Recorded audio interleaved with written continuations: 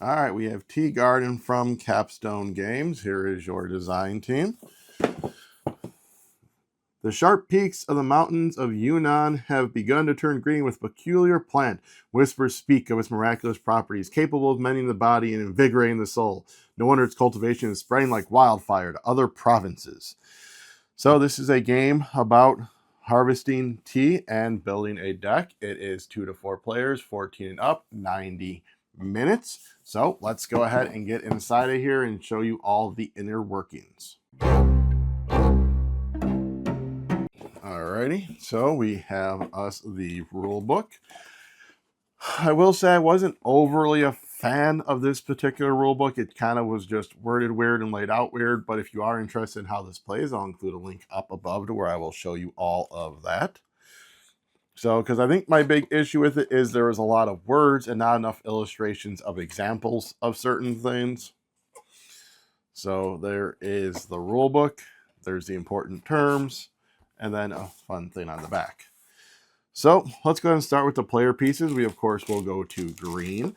All the numbers I put up here for the components are going to be the pieces per player. So whatever that number is, times it by 4, and you'll have how many pieces are total in the game. So first off, you have your tea houses or your tea farms, tea whatever, it's up there. You have those. These are what you'll be putting on these different provinces. You'll be starting off with one, or these different regions in the provinces. You'll be starting off with one on the board. You'll be placing those out.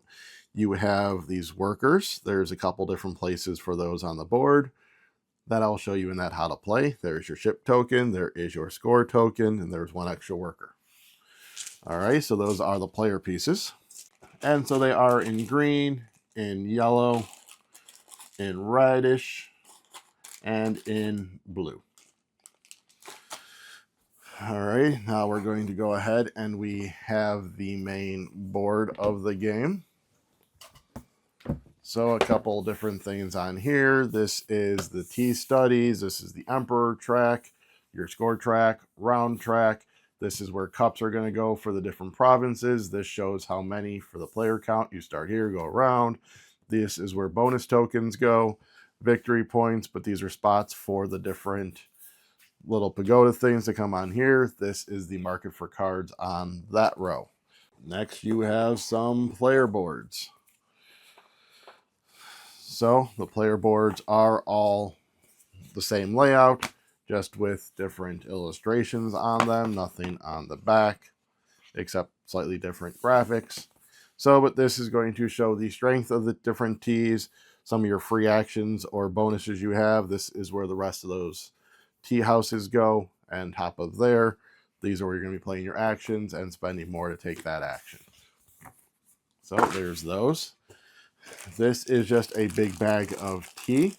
They are double-sided. One side's green, one side's brown. So you have the fresh and the fermented side.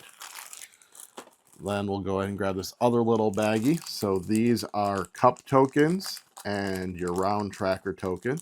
Round tracker tokens right there. The rest of these are cup tokens.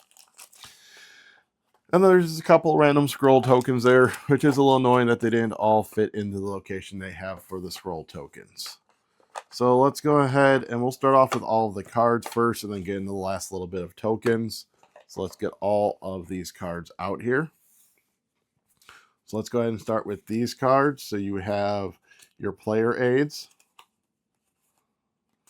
And then you have a card for endgame scoring and for the maintenance phase. I really like this. If you're not going to put it on the board, give us a card that walks us through all of that. That is very helpful. Next, we have the caravan cards. I will say we did have the promo pack, so there are 5 promo cards included in here. But these are your advanced ones. These are your basic. You can tell that by the different color of this part, but on the back they're the same. So, but this basically has you where you're going to be trading the tea in and having to do a certain power in order to get certain points and tokens and scrolls and whatnot. So again, we have some of the promo. We have the promo ones there, and then your basic ones. So that is the big cards. Now we go to the slightly smaller cards. These are the cards that will be in your deck. In fact, let's go ahead and start with this stack here. So you'll see the fan up here. These are your starting deck cards, and it's by color. So these are all the same. So just this assortment times 4 is what is in each deck.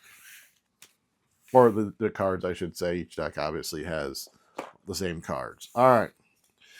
These are the Emperor cards. So these will have endgame points on them and possibly stuff that happens on here. So there's all those various ones like so. And then next up, what we have is these are the cards that you'll be able to buy. There's 5 different levels. Levels dictated up there. This is the cost. This is the power they give you, etc. Those are teapots, and then these are the points they're worth at the end of the game. So there are these. For a deck building game, there's not a ton of different cards in here, or a ton of cards. You're not going to be building a huge deck per se.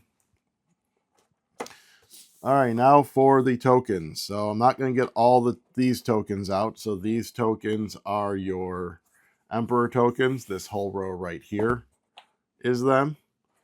But then you have these bonus tokens. Let's get these out. We'll drop these all out here. These are going to go on the map. And when you put a little tea house thing in there, you are going to get the depicted bonus. So let's go ahead and spread those out.